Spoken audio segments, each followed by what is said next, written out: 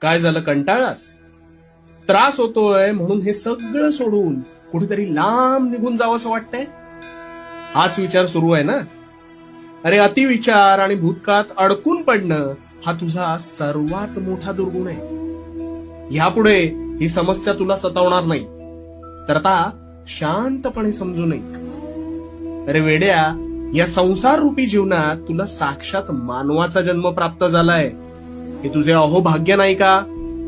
हा जन्म मिळवण्यासाठी प्रत्येक आत्म्याला प्रचंड झगडावं लागतं रे. तुझी समस्या काय माहितीये का?